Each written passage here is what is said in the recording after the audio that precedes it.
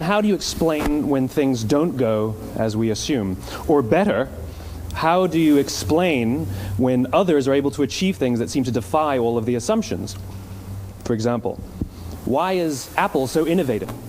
Year after year after year after year, they're more innovative than all their competition. And yet, they're just a computer company. They're just like everyone else. They have the same access to the same talent, the same agencies, the same consultants, the same media. Then why is it that they seem to have something different? Why is it that Martin Luther King led the civil rights movement? He wasn't the only man who suffered in a pre-civil rights America, and he certainly wasn't the only great orator of the day. Why him? And why is it that the Wright brothers were able to figure out controlled powered manned flight when there were certainly other teams who were better qualified, better funded, and they didn't achieve powered manned flight, and the Wright brothers beat them to it? There's something else at play here. About 3.5 years ago, I made a discovery, and this discovery profoundly changed my view on how I thought the world worked, and it even profoundly changed the way in which I operate in it.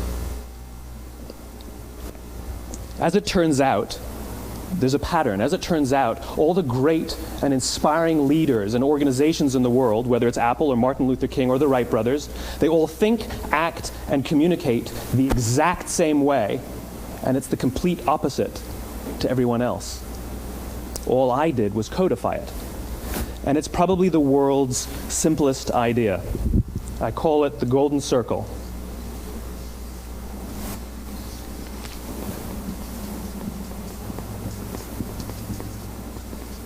Why, how, what? This little idea explains why some organizations and some leaders are able to inspire where others aren't. Let me define the terms really quickly. Every single person, every single organization on the planet knows what they do, 100%. Some know how they do it, whether you call it your differentiating value proposition or your proprietary process or your USP. But very, very few people or organizations know why they do what they do. And by why, I don't mean to make a profit. That's a result. It's always a result. By why, I mean what's your purpose? What's your cause? What's your belief? Why does your organization exist? Why do you get out of bed in the morning? And why should anyone care? Well, as a result, the way we think, the way we act, the way we communicate is from the outside in. It's obvious. We go from the clearest thing to the fuzziest thing. But the inspired leaders and the inspired organizations, regardless of their size, regardless of their industry, all think, act, and communicate from the inside out. Let me give you an example. I use Apple because they're easy to understand and everybody gets it. If Apple were like everyone else, a marketing message from them might sound like this. We make great computers. They're beautifully designed, simple to use, and user-friendly. Want to buy one? Meh. And that's how most of us communicate. That's how most marketing is done, that's how most sales is done, and that's how most of us communicate interpersonally. We say what we do, we say how we're different or how we're better, and we expect some sort of behavior, a purchase, a vote, something like that. Here's our new law firm. We have the best lawyers with the biggest clients. We always perform for our clients, do business with us. Here's our new car. It gets great gas mileage. It has, leather seats. Buy our car. But it's uninspiring. Here's how Apple actually communicates. Everything we do, we believe in challenging the status quo. We believe in thinking differently. The way we challenge the status quo is by making our products beautifully designed, simple to use, and user-friendly. We just happen to make great computers. Want to buy one? Totally different, right? You're ready to buy a computer from me. All I did was reverse the order of the information. What it proves to us is that people don't buy what you do, people buy why you do it. People don't buy what you do, they buy why you do it. This explains why every single person in this room is perfectly comfortable buying a computer from Apple. But we're also perfectly comfortable buying an MP3 player from Apple, or a phone from Apple, or a DVR from Apple. But as I said before, Apple's just a computer company. There's nothing that distinguishes them structurally from any of their competitors. Their competitors are all equally qualified to make all of these products. In fact, they tried. A few years ago, Gateway came out with flat screen TVs. They're eminently qualified to make flat screen TVs. They've been making flat screen monitors for years. Nobody bought one.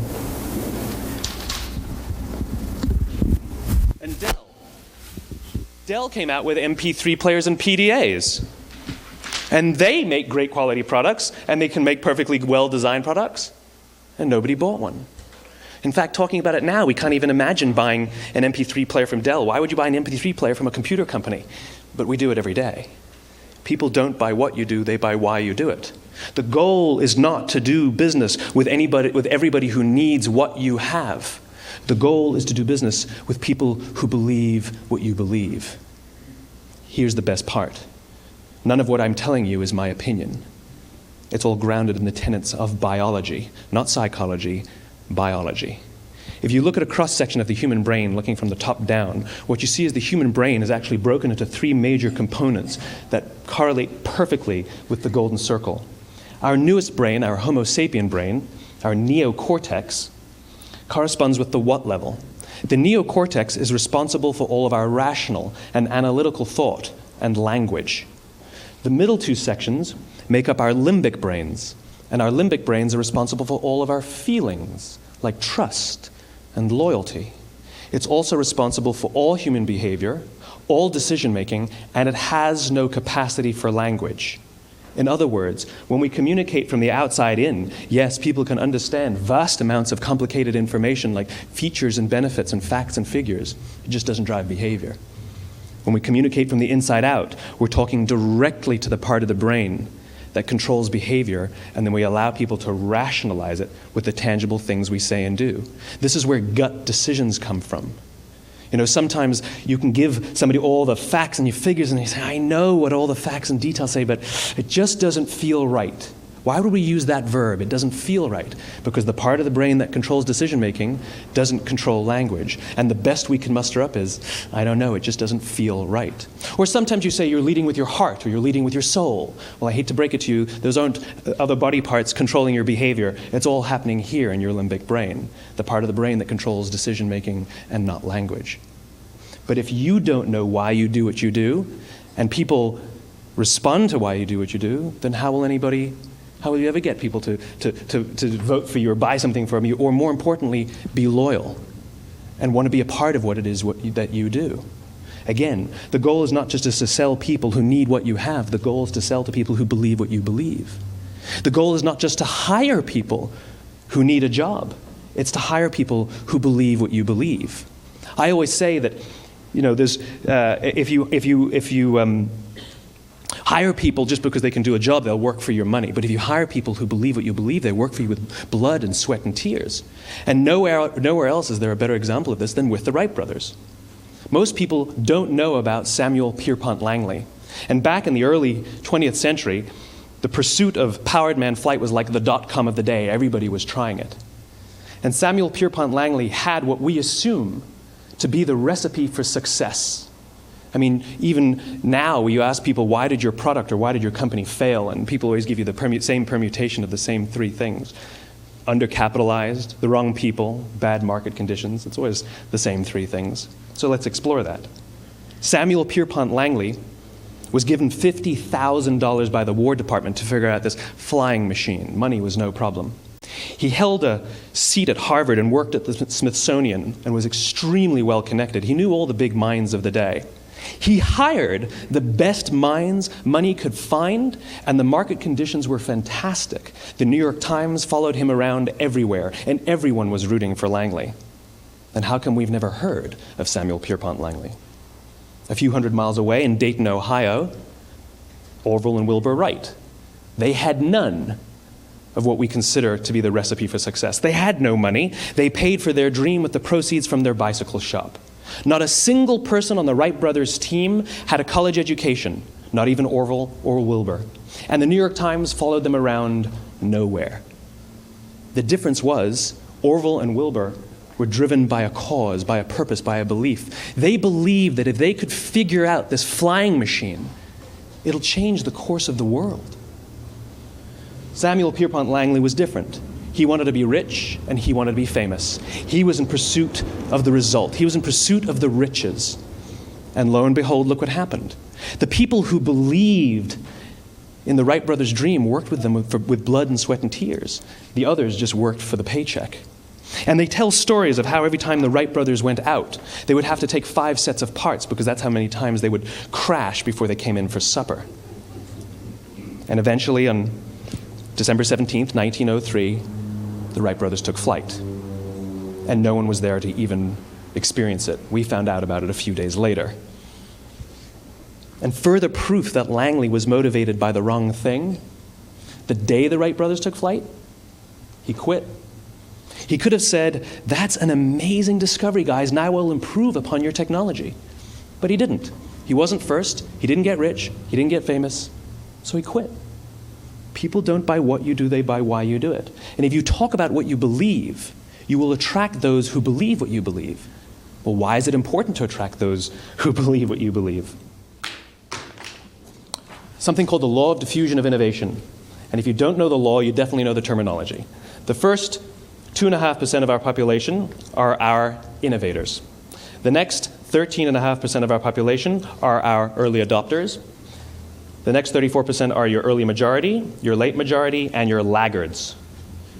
The only reason these people buy touch-tone phones is because you can't buy rotary phones anymore.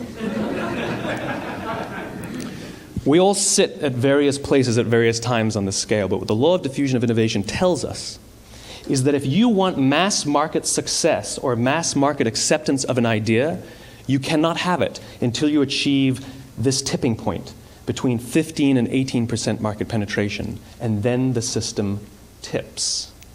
And I love asking businesses, what's your conversion on new business? And they love to tell you, oh, it's about 10%, proudly. Well, you can trip over 10% of the customers. We all have about 10% who just get it. That's how we describe them, right? That's like that gut feeling, oh, they just get it. The problem is, how do you find the ones that just get it before you're doing business with them versus the ones who don't get it? So it's this here, this little gap, that you have to close, as Geoffrey Moore calls it, crossing the chasm. Because you see, the early majority will not try something until someone else has tried it first. And these guys, the innovators and the early adopters, they're comfortable making those gut decisions. They're more comfortable making those intuitive decisions that are driven by what they believe about the world and not just what product is available. These are the people who stood online for 6 hours to buy an iPhone when they first came out, when you could have just walked into the store the next week and bought one off the shelf. These are the people who spent $40,000 on flat screen TVs when they first came out, even though the technology was substandard. And by the way, they didn't do it because the technology was so great. They did it for themselves. It's because they wanted to be first. People don't buy what you do, they buy why you do it. And what you do simply proves what you believe. In fact, people will do the things that prove what they believe. The reason that person bought the iPhone in the first 6 hours, or stood in line for 6 hours, was because of what they believed about the world and how they wanted everybody to see them. They were first. People don't buy what you do, they buy why you do it. So let me give you a famous example, a famous failure and a famous success of the law of diffusion of innovation. First, the famous failure. It's a commercial example. As we said before a second ago, the recipe for success is money and the right people and the right marketing conditions, right? You should have success then. Look at TiVo. From the time TiVo came out about 8 or 9 years ago to this current day, they are the single highest quality product on the market. Hands down, there is no dispute. They were extremely well funded. Market conditions were fantastic. I mean, we use TiVo as a verb. I TiVo stuff on my piece of junk Time Warner DVR all the time. But TiVo is a commercial failure. They've never made money. And when they went IPO, their stock was at about $30 or $40 and then plummeted, and it's never traded above 10. In fact, I don't think it's even traded above 6, except for a couple of little spikes. Because you see, when TiVo launched their product, they told us all what they had. They said, we have a product that pauses live TV, skips commercials, rewinds live TV, and memorizes your viewing habits without you even asking. And the cynical majority said, we don't believe you, we don't need it, we don't like it, you're scaring us. What if they had said, if you're the kind of person who likes to have total control over every aspect of your life, boy, do we have a product for you. It pauses live TV, skips commercials, memorizes your viewing habits, etc., etc. People don't buy what you do, they buy why you do it, and what you do simply serves as the proof of what you believe. Now let me give you a successful example of the law of diffusion of innovation. In the summer of 1963, 250,000 people showed up on the Mall in Washington to hear Dr. King speak.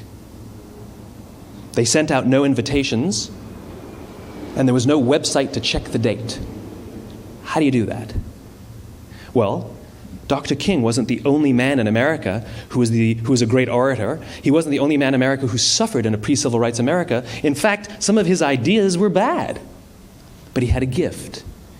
He didn't go around telling people what needed to change in America. He went around and told people what he believed. I believe, I believe, I believe, he told people. And people who believed what he believed took his cause and they made it their own, and they told people. And some of those people created structures to get the word out to even more people. And lo and behold, 250,000 people showed up on the right day, on the right time to hear him speak. How many of them showed up for him? 0. They showed up for themselves. It's what they believed about America that got them to travel on a bus for 8 hours to stand in the sun in Washington in the middle of August. It's what they believed, and it wasn't about black versus white. 25% of the audience was white. Dr. King believed that there are 2 types of laws in this world, those that are made by a higher authority and those that are made by man. And not until all the laws that are made by man are consistent with the laws that are made by the higher authority will we live in a just world. It just so happens that the civil rights movement was the perfect thing to help him bring his cause to life.